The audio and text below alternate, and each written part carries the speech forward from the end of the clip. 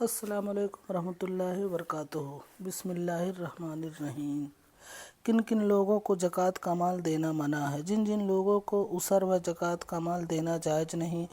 ان میں سے چند یہ ہیں: مالدار یعنی صاحب نصاب، جس پر خود زکوٰۃ فرض ہے، اس کو زکوٰۃ کا مال دینا جائز نہیں۔ بنی ہاشم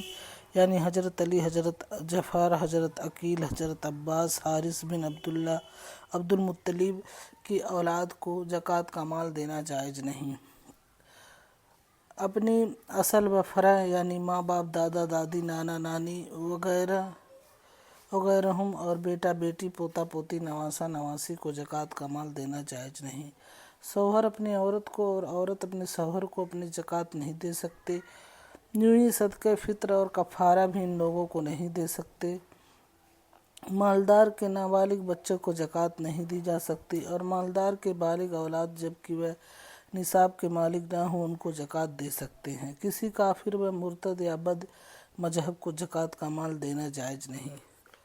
مسئلہ: بہو، داماد اور سوتیلی ماں یا سوتیلے باپ یا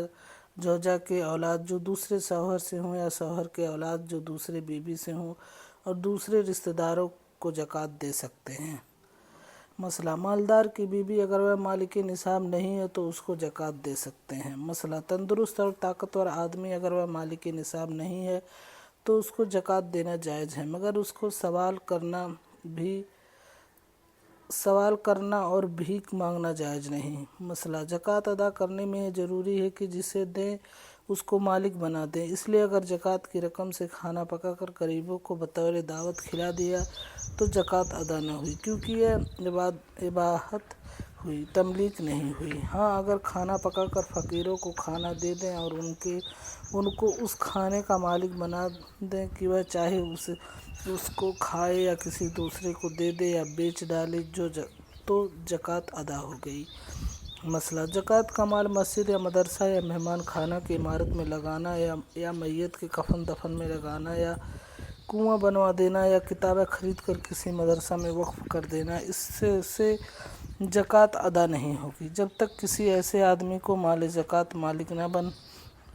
بنا دیں جو زکوٰۃ لینے کی اہل ہے، اس وقت تک زکوٰۃ عطا نہیں ہو سکتی۔ مسئلہ: فقیر زکوٰۃ کے مال کا مالک ہو جانے کے بعد خود اپنی طرف سے اپنے مسجد اور مدرسہ کی عمارت میں لگا دے یا میت کے کفن دفن میں صرف کر دے تو یہ جائز ہے۔ قابل توجہ تنبیہ: آج کل عام طور پر دینی مدرسوں میں یہ چلن ہے کہ عطیات اور صدقات و خیرات و چرمی، قربانی اور زکوٰۃ کی سب رقمیں متولی یا ناظم کے پاس جمع کی جاتی ہیں، اور ناظم و متولی ان سب رقموں کو ملا کر رکھتے ہیں اور اسی رقم میں طلبہ کا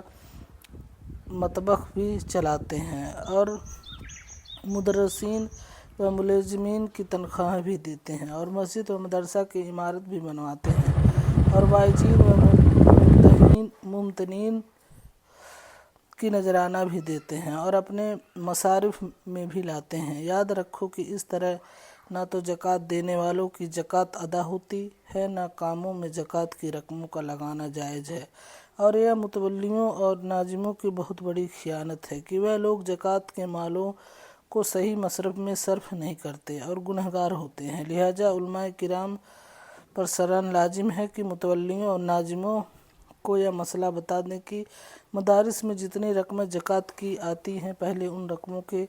حلِ شرعیہ کر لینا ضروری ہے